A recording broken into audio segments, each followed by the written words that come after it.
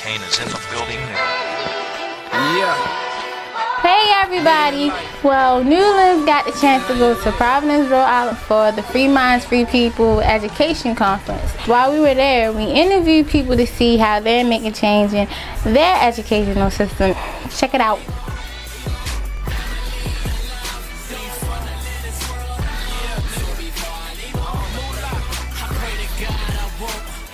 Free Minds, Free People was founded in 2007 in Chicago, a conference in Chicago. That education needs to be about something other than just economic gain and just people being able to get jobs, even though that's obviously important. It also needs to be about people feeling that education is something that they can use for their own sort of liberation and so their free minds and their free bodies, free people.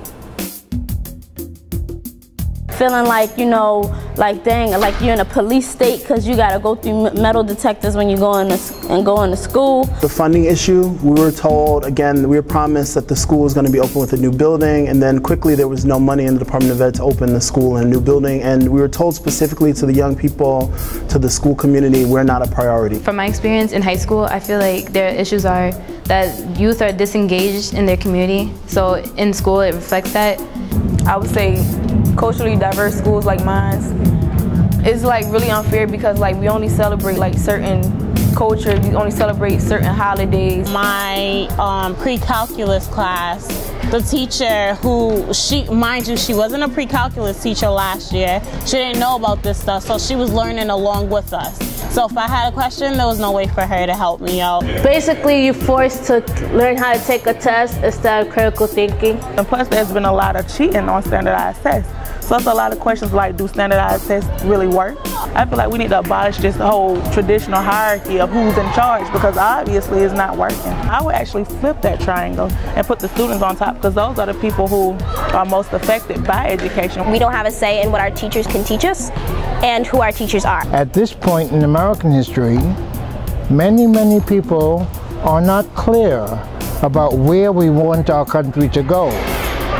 And as a result, we're confused about our educational system.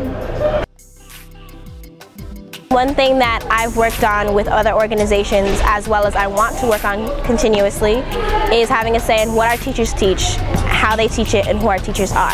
And I work with a group called Young Voices who works on education about that. I mean, I have spoken to like my school, my principal, and they just like ignored it. They don't really want to hear what I have to say. On lowering the voting age to 17 in Lowell municipal elections. So we feel that so far with the work we've done, we had a lot of youth in Lowell participate in that, where we saw a lot of more engaged youth and more knowledge in them.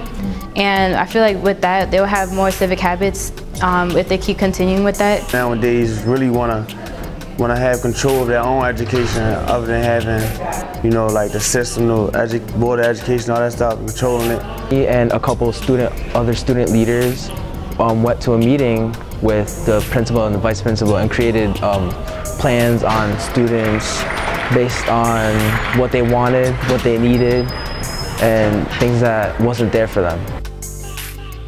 Like it started in Houston and somebody came up with an idea, like let's do a student bill of rights. It's basically like, how do we create a space where we can feel like dignified and where we can feel like we are dignified and we have quality in our schools. And basically that young people can feel like human beings, because as of today, I don't think we're being treated as human beings. And this document, what it does is, my right, I don't receive quality education, I can take you to court now. It's documented that you're constitutionally violating my rights.